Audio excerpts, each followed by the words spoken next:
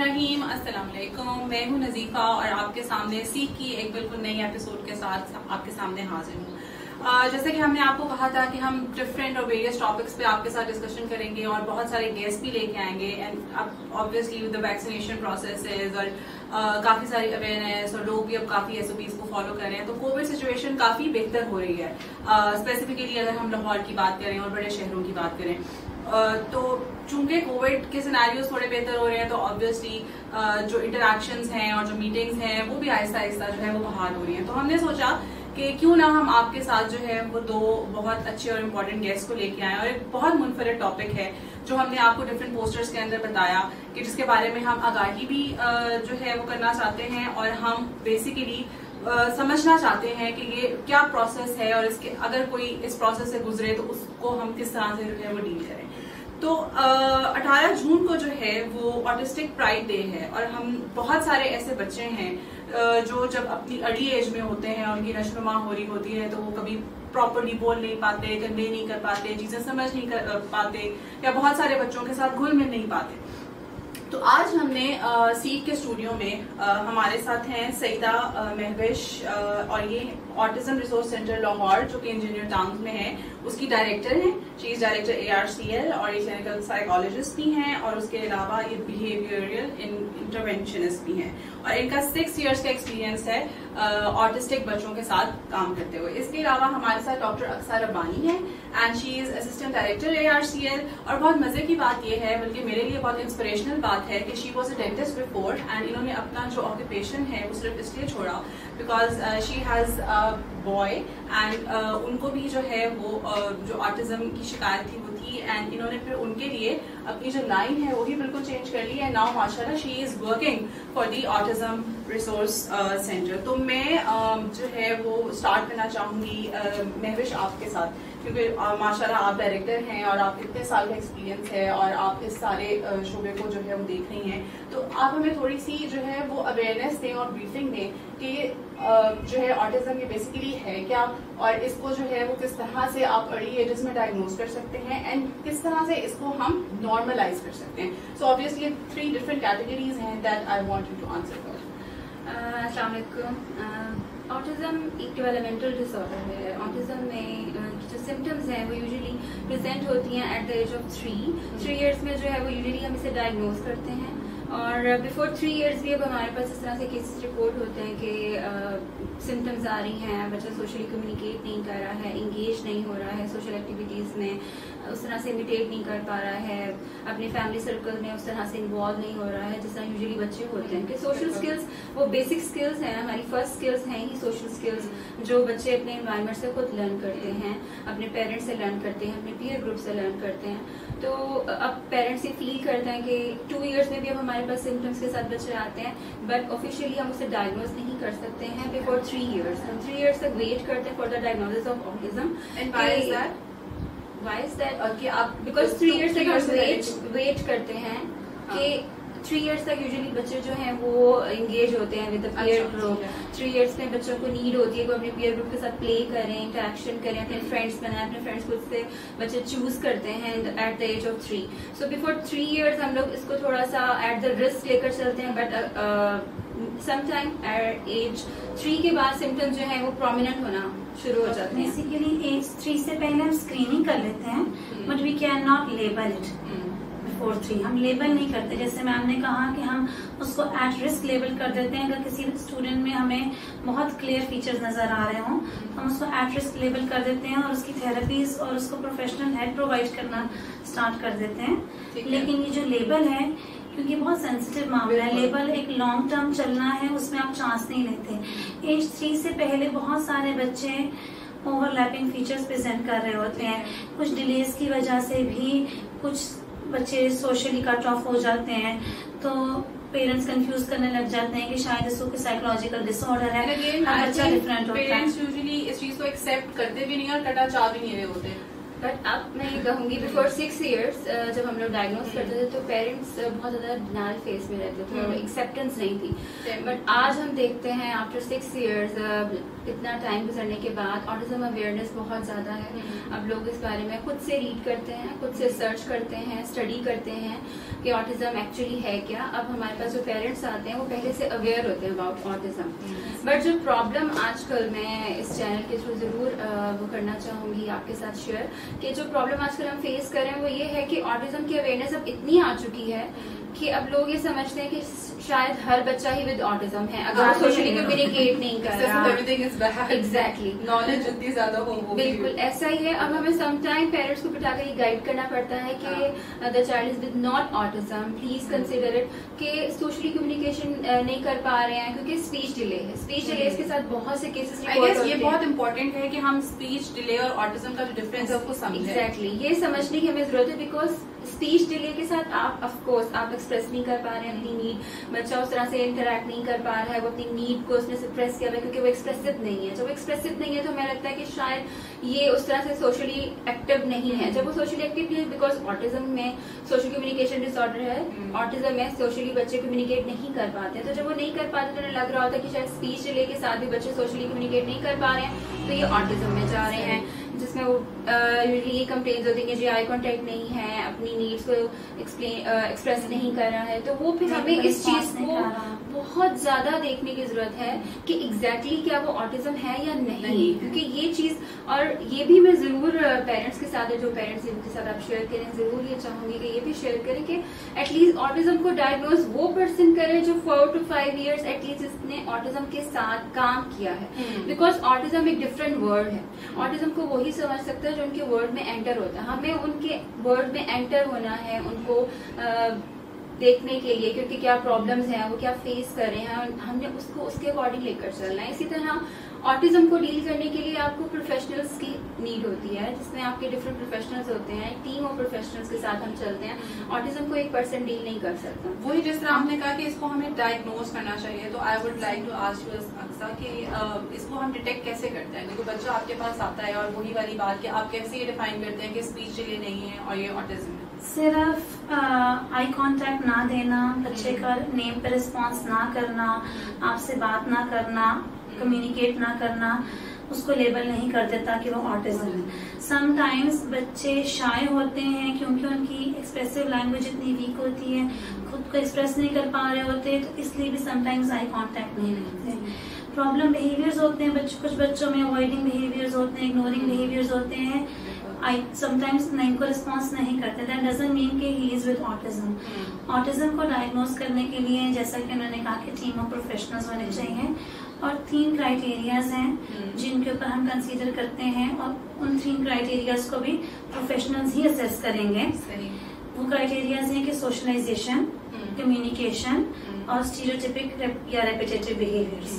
ठीक है, अगर बच्चे सोशलाइज नहीं कर पा रहा, कम्युनिकेट नहीं कर पा रहा और स्टीरियोटाइपिक बिहेवियर्स जैसे कि रेपिटेटिव बिहेवियर्स प्रेजेंट कर रहा है, इनअप्रोप्रिएट बॉडी मूवमेंट के हैंड्स को किसी खास तरीके से मूव करते रहना, ऐसे ऐसे करते रहना, हैंड फ्लैपिंग करना, रॉकिंग करना, जंपिंग करना, चीजों को पर्टिकुलर एंगल से रेपिटेशन में देखते रहना।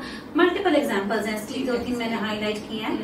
तो रेपिटेटिव बिहेवियर्स होना और स्टीरियोटाइपिक बिहेवियर्स होना एक डायग्नोस्टिक फीचर में से है। सोशलाइजेशन, कम्युनिकेशन और स्टीरियोटाइपिक बिहेवियर्स में से कोई एक चीज भी मिसिंग है तो आप उसको एकदम से नहीं आता, आप स्पेक्ट्रम पे फॉल नहीं करता। अगर बच्चा सोशलाइजेशन में अच्छा है, कम्युनिकेट कर रहा है, सोशलाइजेशन कर रहा है, सिर्फ रेपिटेटिव बिहेवियर्स और स्टीरियोटाइपिक बिहेवियर्स प्रेजेंट कर रहा है तो वो एसपीडी में फॉल कर सकता है। ठीक है, सेंसरी प्रोसेसिंग डिसऑर्डर होता है, उसके डिफरेंट डायग्नोसिस हैं।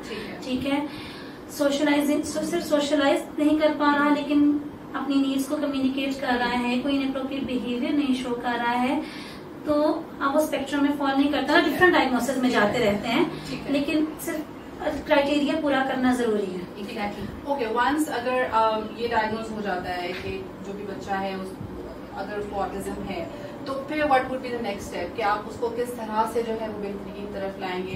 प्रोसीजर क्या है? कितने टर्म के ऊपर होता है कि आप उस पर कितने साल लग जाते हैं? हर बच्चे को एक जितना टाइम लगता है, डिफरेंट लगता है, इसके बारे में थोड़ी see every child is different in autism.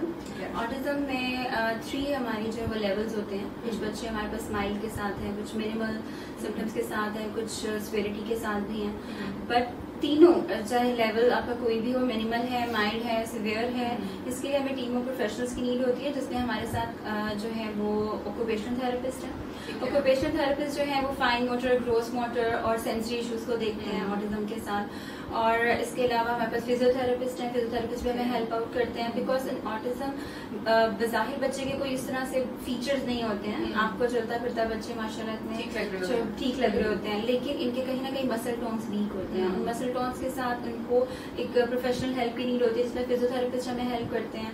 इसके अलावा सेंसरी इंटीग्रेशन थेरेपी इनको चाहिए होती है। ये सेंसरी प्रॉब्लम्स इनके बहुत, जैसे इन्होंने आपको बताया कि रेपिटेटिव बिहेवियर्स हैं, तो वो रेपिटेटिव बिहेवियर समटाइम इनके सेंसरी प्रॉब्लम्स हैं। और वो सेंसरी प्रॉब्लम हमारे 5 सेंसेस से रिलेटेड है। वो विजुअल भी हो सकता है, वो ऑडिटरी भी हो सकता है, वो आपके टच से भी रिलेटेड हो सकता है। सो हम उन सारे प्रॉब्लम्स को देखकर जो जो उनके एरियाज हैं, जिस तरह उनकी नीड है, उसके अकॉर्डिंग उनको सेंसरी इंटीग्रेशन प्रोवाइड की जाती है। इसके साथ जो है वो बच्चों को स्पीच, बिकॉज स्पीच डिले है ऑटिज्म में, बच्चे सोशली कम्युनिकेट नहीं कर पाते हैं, रिसेप्टिव लैंग्वेज पुअर होती है, एक्सप्रेस नहीं कर पाते हैं, तो उन्हें रिसेप्टिव और प्लस एक्सप्रेसिव लैंग्वेज के लिए हमें हेल्प देते हैं स्पीच एंड लैंग्वेज पैथोलॉजिस्ट। और इसके साथ ही जो है वो ABA थेरेपिस्ट है हमारे पास, बिहेवियर इंटरवेंशन, जो हमारे साथ हमें हेल्प आउट करते हैं, बिकॉज ऑटिज्म के लिए जो गोल्ड स्टैंडर्ड ट्रीटमेंट है वो ABA है। तो ABA जो है वो हमें हेल्प करते हैं उनकी बिहेवियर मैनेजमेंट में। Even ABA therapist even attending skills, जैसे उनकी पुअर है, बच्चा बैठ नहीं रहा है, देख नहीं रहा है, इंटरैक्ट नहीं कर रहा है, तो इन सब में हमें हेल्प आउट करते हैं ABA थेरेपिस्ट। और ABA थेरेपिस्ट इनके अटेंडिंग स्किल्स पर, इनकी सोशल स्किल्स पर काम करते हैं, इनको इस तरह से एक मतलब बेहतरी की तरफ लाने की कोशिश करते हैं। तो वो टीम ऑफ प्रोफेशनल जब तक साथ नहीं होते हैं, उनकी टीम एफर्ट होती है, तो बच्चे में इम्प्रूवमेंट आती है। जब तक हम तीनों प्रोफेशनल को साथ लेकर नहीं चलते, तब तक उस तरह से ऑटिज्म में इम्प्रूवमेंट नहीं आती। बिकॉज जैसे सोशल कम्युनिकेशन डिसऑर्डर के बारे में आपको हमने बताया, सोशल कम्युनिकेशन डिसऑर्डर है तो स्पीच डिले है, तो स्पीच डिले के लिए आपको सिर्फ स्पीच एंड लैंग्वेज पैथोलॉजिस्ट की नीड है। डिलेज के साथ हमारे पास बच्चे आते हैं, तो उनमें भी समटाइम मसल टॉन्स के इश्यूज होते हैं, तो उसमें भी हमें फिजियोथेरेपिस्ट की कहीं ना कहीं नीड होती है। So what is an average timeline कि जिसमें आप होपफुल होते हैं कि बच्चा जो है वो काफी नॉर्मल कंडीशंस तक आ जाएगा? तो अर्ली इंटरवेंशन है ना, वो रिकमेंडेड है कि जब आप में फीचर्स आपको प्रेजेंट होना शुरू हो गए हैं, प्रॉब्लम बिहेवियर्स नजर आना शुरू हो गए हैं, अब तो पेरेंट्स 2 इयर्स के बच्चों को भी ला रहे हैं थेरेपिस्ट के लिए। ठीक है, अर्ली इंटरवेंशन वैसे 3 इयर्स पे कंसिडर की जाती है, लेकिन अब तो 1.5 इयर्स के, 2 इयर्स के बच्चों के जिनके क्लियर फीचर्स हैं, सिम्टम्स हैं जिनमें क्लियर, उनको प्रोफेशनल हेल्प दी जा रही है। ऐसा है कि अर्ली इंटरवेंशन हम कंसिडर करते हैं 3 to 4 इयर्स तो बच्चा लाजमी है, लेकिन एक बात है, पेरेंट्स को एक्सेप्ट करने की जरूरत है, हमारी सोसाइटी को एक्सेप्ट करने की नीड है। ऑटिज्म जाता नहीं है। ऑटिज्म एक लाइफ लॉन्ग कंडीशन है, लेकिन ऑटिज्म मैनेज हो जाता है। अब दोनों बातें हैं। ऑटिज्म जाता नहीं है, इसका मतलब ये नहीं कि उस बच्चे को आप छोड़ दें। वो इवन अगर आप अपनी मैक्सिमम एफर्ट पुट करते हैं और सही डायरेक्शन में बच्चे को लेके चलते हैं, ऑटिज्म 98% तक मैनेजेबल है। अब इतनी खामियां तो हम में आप में भी होंगी, ठीक है। हाँ, ये है कि लॉन्ग टर्म उन्हें कहीं ना कहीं कम्युनिकेशन में और सोशलाइजेशन में एक एक्स्ट्रा हेल्प की नीड हो सकती है। हर इंसान डिफरेंट होता है। अब कुछ लोग जो हमारी सोसाइटी में as a normal human being move कर रहे हैं, बहुत से ऐसे लोग भी जो शाय हैं, अपनी बात खुल के कम्युनिकेट नहीं कर पाते, अपनी फीलिंग्स को नहीं एक्सप्रेस कर पाते। जैसे हम में आप में हर इंसान डिफरेंट है ना, ऐसे ऑटिज्म की वर्ल्ड में भी हर इंसान डिफरेंट है। ऑटिज्म का हर बच्चा एक दूसरे से डिफरेंट है। And it is not by any means related to genes ना, इट इज एक्चुअली, मतलब इस तरह से एग्जैक्टली नहीं है। एग्जैक्टली नहीं है। ऑटिज्म की कॉज अभी तक डिफाइन नहीं हुई है और इस पर रिसर्चेस चल रही है स्टिल, क्योंकि ऑटिज्म को अभी वर्ल्ड वाइड जब इसको एक्सेप्टेंस में लाया गया है तो उसको जस्ट 100 इयर्स भी नहीं हुआ। 1943 में फर्स्ट टाइम इसको डायग्नोज किया गया, किसी बच्चे को ऑटिज्म कहा गया, कंसीडर किया गया। Autism basically word auto, Greek word auto से निकला, जिसका मतलब है अपनी जात में महव रहना, अपने ज़ात में रहना। तो ऑटिज्म में यही है, मिनिमम सोशल, बच्चे जो है वो अपनी एक वर्ल्ड में रहते हैं, उन्हें हमारी नहीं पता कि इर्द गिर्द क्या हो रहा है, हम लोग क्या करें, क्या बात करें। जैसे आपने देखा होगा 2 to 3 years का बच्चा जो वो इन्वॉल्व होता है, वो आपसे आके पूछता है, क्वेश्चनिंग करता है। 3 years का के बच्चे यूजुअली क्वेश्चनिंग करते हैं, ये क्यों है, क्या है, कैसे है, तो हमें एक्सप्लोर करते हैं इन्वायरमेंट। तो वो इन्वायरमेंट को उस तरह से एक्सप्लोर नहीं कर पाते हैं अपनी दुनिया में। कह देते हैं कि बच्चा लॉस्ट है, बच्चा अलर्ट नहीं है। एक्सप्लोर करें भी तो वो अपने तक रख पाते हैं, वो आपसे अपनी एंजॉयमेंट को, अपनी क्यूरीज को, अपनी एंजाइटीज को शेयर नहीं कर पाते। ठीक है, अक्सर जैसे आपने शेयर किया कि आपका जो बेटा है उसको भी ऑटिज्म है, और आप अगर हमारे साथ अपनी थोड़ी सी जर्नी शेयर करें और चैलेंजेस शेयर करें, initial challenges I must say, because now माशाल्लाह आई सी कि आप बहुत ज्यादा होपफुल और कॉन्फिडेंट, और आप और भी इतने सारे बच्चों को हेल्प कर रही हैं माशाल्लाह। तो इनिशियल चैलेंजेस क्या थे और किस तरह आपने डिटेक्ट किया और सारा प्रोसेस आपका? Honestly speaking, being a parent, एक तो वही बात जैसे उन्होंने हाईलाइट की कि आज से 6 साल पहले तक बहुत अच्छे से अवेयरनेस नहीं थी। डिनाई फेज हमने भी गुजारा है। मैं डेंटिस्ट हूँ, मेरे हस्बैंड डॉक्टर हैं, कंसल्टेंट है, मेडिकल कंसल्टेंट हैं। हमने भी 8-9 महीने से ज्यादा, मैं कहूँगी 1 साल समझने डिनाइल में गुजारा है। कुछ ये है कि जिस तरह एज 3 की एज पे बच्चों के ओवरलैपिंग फीचर्स होते हैं, कई दफा हम समझते हैं बच्चा छोटा है, ये रीजन होगी, ये रीजन होगी। ओवरलैपिंग फीचर्स की वजह से भी समटाइम्स वो टाइम बच्चे का बिना। अब ये है कि इतनी अवेयरनेस आ गई है, अब तो लोग बच्चे को कुछ ना भी हो तो अलर्ट होके बैठ जाते हैं। बच्चे को कुछ नहीं है। आजकल हम वो जो मैन हुआ जो हॉस्पिटल स्टोरी की, आजकल हम बेसिकली उस फेज में रहते हैं कि आपको छींक भी आ जाए ना तो हम गूगल खोल के बैठ जाते हैं कि व्हाट इट इज। तो ये तो बिल्कुल फेज हमने गुजारा है। लेकिन एक सबसे मैं अपना भी बताऊंगी आपको, और ये भी सबसे कहूंगी, शेयर करूंगी कि बहुत इम्पोर्टेंट है, सोसाइटी को समझना चाहिए, सबसे ज्यादा जरूरी है फैमिली सपोर्ट। बहुत जरूरी है। हर पेरेंट अपने बच्चे के लिए अच्छा चाहता है, हर माँ अच्छा चाहती है, हर बाप अच्छा चाहता है, लेकिन जब तक हमें फैमिली सपोर्ट, अपनी कम्युनिटी की सपोर्ट नहीं मिलेगी ना, हम प्रोग्रेस नहीं कर सकेंगे। चीजें मैं कहूँगी कि मेरे हक में अल्हम्दुलिल्लाह इसलिए फेवरेबल रही कि मेरे बेटे का नाम अब्दुल्ला है, कि अब्दुल्ला के दादा दादी की तरफ से, उसके नाना नानी की तरफ से, मैं कहूँगी पुप्पो, चाचू, मामू, मामी, हर तरफ से मुझे बहुत ज्यादा फैमिली सपोर्ट मिला। ठीक है, सब मेरे साथ खड़े थे कि आप अपना पूरा फोकस इसको दो और इसको आगे लेके चलो, कि सबने अब्दुल्ला को ऑन किया बहुत ज्यादा, क्योंकि उन्हीं का बच्चा हमारे साथ सबके साथ है। ठीक है, तो ये चीज बहुत इम्पोर्टेंट है। हमारी सोसाइटी में बहुत से पेरेंट्स इस डिफिकल्टी को फेस कर रहे हैं कि उन्हें उस तरह से फैमिली सपोर्ट। पेरेंट्स जो हैं वो जब बच्चों की बात आती है तो पेरेंट्स डेफिनेटली कुछ इमोशनल भी हो जाते हैं, एंड फिर आप ज्यादा सेंसिटिव होते हो उनके लिए। तो अगर आपके साथ सपोर्ट सिस्टम अच्छा हो तो you can always cope up. अफसोस की बात हमारे माशरे में ऐसा भी है कि बहुत सी मदर्स को सेपरेशन फेस करनी पड़ती है, बिकॉज समटाइम उनको सिर्फ ये कहकर वो बिल्कुल साइड पर कर दिया जाता है कि ये सब कुछ आपकी वजह से हुआ है। एक माँ कभी भी नहीं चाहेगी कि मेरे बच्चे को कोई ऐसी प्रॉब्लम हो।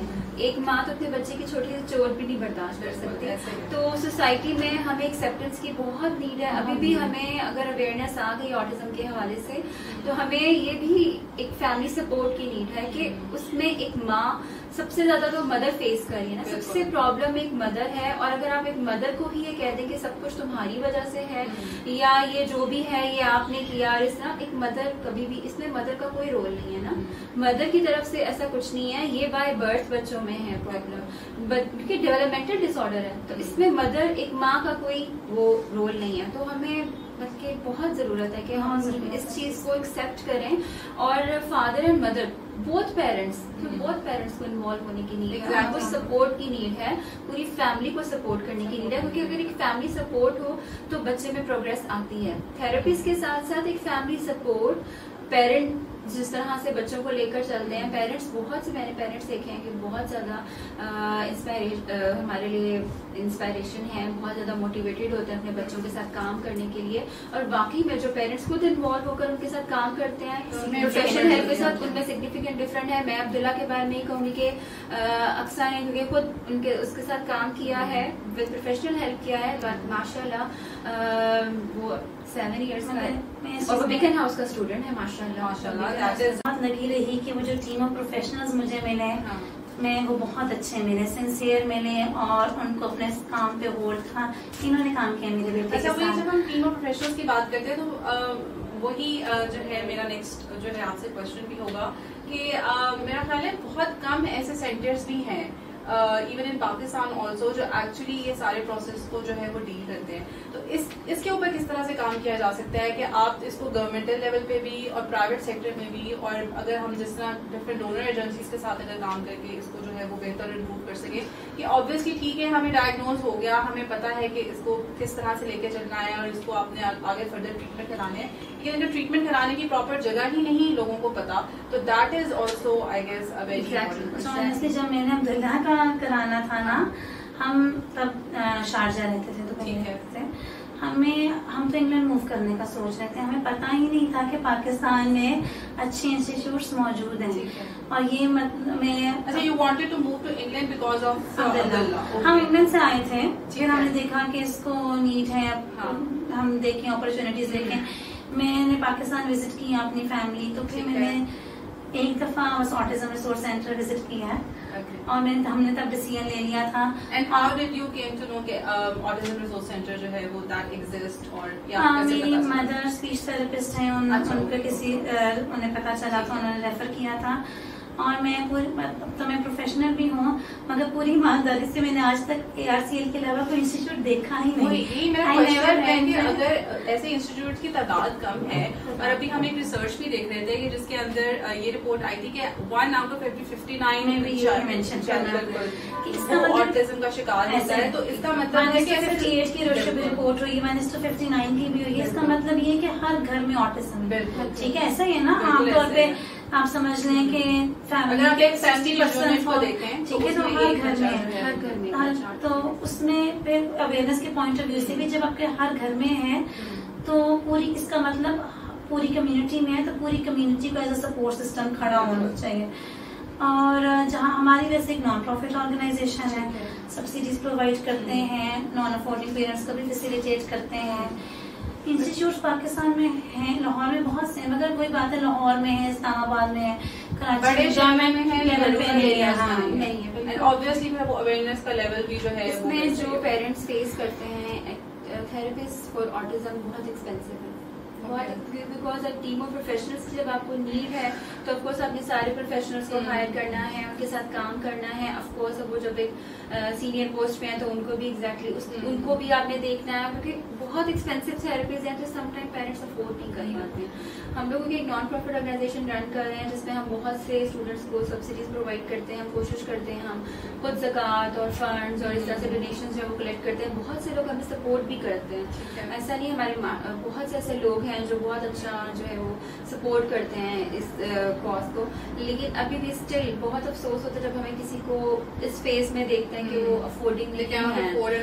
गवर्नमेंट लेवल पे ऑफकोर्स ऐसा कुछ होना चाहिए कि वो सारी फैसिलिटीज जो पेरेंट्स एक प्राइवेट सेक्टर में जो प्रोवाइड की जा रही हैं वो सारी फैसिलिटीज गवर्नमेंट लेवल पर जरूर प्रोवाइड की जाए। लेकिन हर फी के साथ अगर आप ये सर्विस उनको प्रोवाइड कर सकते हैं, मतलब नॉट फ्री ऑफ कॉस्ट, लेकिन आप कुछ नॉमिनल फी ले रहे हैं, तो मेरा ख्याल है कि पेरेंट्स जो हैं वो डेफिनेटली उसके ऊपर जरूर, बहुत से पेरेंट्स हैं जो हमारी सोसाइटी में अफोर्ड नहीं कर सकते। तो कंक्लूजन की तरफ आते हुए मेरा आपसे जो है वो ये क्वेश्चन है कि जो करंट फैमिली सिस्टम्स हैं, क्या वो भी तो एक वजह नहीं है कि बच्चों के अंदर इस तरह से हमें बिहेवियर्स नजर आते हैं? करंट फैमिली सिस्टम स्पेशली जो सेपरेट फैमिली सिस्टम है जिसे आजकल हम बहुत प्रमोट कर रहे हैं, that is the reason, not autism reason, but ये कह सकते हैं कि स्पीच डिले के बहुत से हमें जो है वो बच्चे रिपोर्ट होते हैं इस वजह से, क्योंकि बिल्कुल सेपरेट सिस्टम है, मदर टाइम नहीं दे पाई, सारा टाइम बच्चा स्क्रीन पर है 24 आवर्स, वो 24 में से 18 आवर्स मैक्सिमम जो है वो स्क्रीन टाइम देख रहा है, मदर अपने काम में बिजी है, फादर जॉब पे हैं।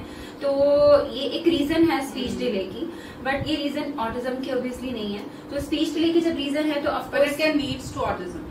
नो, बिकॉज ऑटिज्म एक टोटली सिनेरियो ही डिफरेंट है। ऑटिज्म एक स्पेक्ट्रम डिसऑर्डर है। स्पेक्ट्रम डिसऑर्डर मींस कि उसमें आपके डिफरेंट डिसऑर्डर्स भी आ रहे हैं, लाइक एसपीडी है, सेंसरी प्रोसेसिंग डिसऑर्डर्स के साथ है, बच्चे प्रॉब्लम फेस कर रहे हैं, एससीडी है, सोशल कम्युनिकेशन डिसऑर्डर है, स्पीच डिले के प्रॉब्लम हमें इसलिए जो है वो रिपोर्ट होते हैं बिकॉज जस्ट के मदर बिजी थी और सारा टाइम बच्चा स्क्रीन पे रहा, वो अपने ही एक स्क्रीन में और जब इंटरेक्शन ही नहीं है, मिनिमल इंटरेक्शन है, फैमिली नहीं है।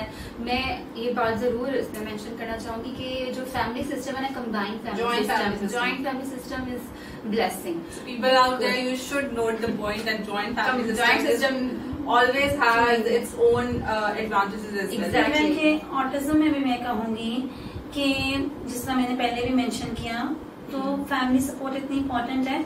ऑटिज्म तो नहीं होता अकेले रहने से, लेकिन जिसको जिस भी रीजन से ऑटिज्म हो चुका है, जेनेटिक रीजन, एनवायरमेंटल फैक्टर्स हैं, केमिकल इन्फेक्शन वगैरह जो कुछ भी है, अब एक दफा ऑटिज्म हो गया है, अब ज्वाइंट फैमिली सिस्टम में बच्चा रहेगा तो he get more opportunities to socialise. Parents हैं उनके लिए भी सपोर्ट सिस्टम जरूरी है ना, कि वो भी तो डिप्रेशन में जा सकते हैं, एंजाइटी हो सकती है। बच्चे को जितना एक्सपोजर मिलेगा, जितनी अपॉर्चुनिटी मिलेगी, और वो उतना ही लर्न करेगा। वो पहले ही वो अकेला रहना चाहता है, पहले ही वो अपनी वर्ल्ड में रहना चाहता है, आप उसको अलग सिस्टम प्रोवाइड कर दें कि वो अकेला ही रहे, तो वही उसका बिहेवियर स्ट्रांग होता जाएगा, रीइंफोर्स होता रहेगा।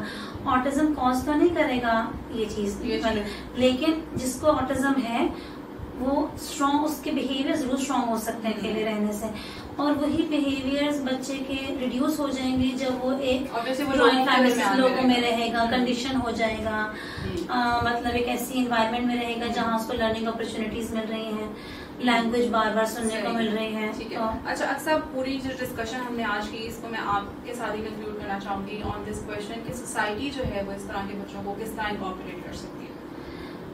अभी तक तो इतना सिस्टम उस तरह से नहीं है। कुछ स्कूल्स हैं जो सपोर्ट कर रहे हैं, जैसे मेरा बेटा भी कहना जाता है, वो बहुत सपोर्ट कर रहे हैं, लेकिन सब स्कूल्स में या फिर एक मेजर नंबर में स्कूल्स में स्लॉट्स होनी चाहिए स्पेशल नीड्स के लिए।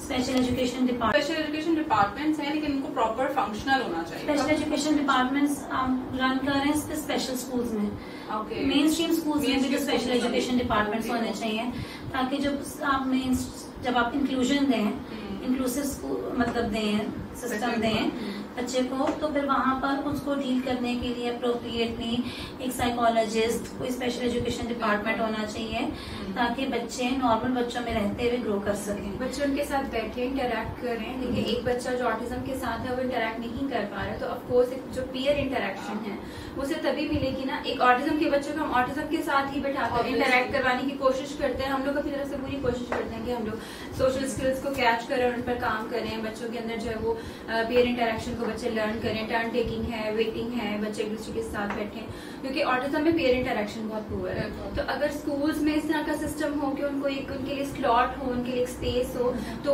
ऑब्वियसली बच्चे जब दूसरे बच्चे उनके लिए सपोर्ट बनेंगे तो कुछ बच्चे इसी तरह कॉलेजेस में, जॉब्स में, मतलब अर्न करने में, शॉप्स में स्लॉट्स होनी चाहिए बच्चों के लिए। इंक्लूसिव एनवायरनमेंट होना चाहिए, चाहे वो लर्निंग की बात हो या अर्निंग की बात हो, बिकॉज ये हमारे बच्चे हैं, ये हमारा फ्यूचर है, और फ्यूचर जो है वो इन्हीं से जो है वो चल रहा है। और जहाँ हमने ये बात की कि जी स्कूल्स के अंदर जो है वो इंक्लूसिविटी होनी चाहिए, तो स्कूल्स को ऐसी पॉलिसीज भी रखनी चाहिए ये जो स्पेशल बच्चे हैं इनको किसी किस्म की बुलिंग का शिकार ना हो, ये नॉर्मल बच्चों के साथ जो है वो इंटरैक्ट करें प्रॉपरली, और ये इनके लिए बेनिफिशियल ना हो, कंस्ट्रक्टिव हो ना कि डिस्ट्रक्टिव हो। आप दोनों का बहुत बहुत शुक्रिया। It was lovely having you guys here. इंशाल्लाह सून हम बहुत सारी ऐसी केस स्टडीज भी और सक्सेस स्टोरीज भी आपके साथ जो है वो जरूर शूट करेंगे, जो हम अपनी ऑडियंस को दिखा सकें, जो शायद कहीं ना कहीं किसी ना किसी बच्चे या किसी ना किसी पेरेंट के लिए एक होप बन जाए। Thank you so much. Allah Hafiz.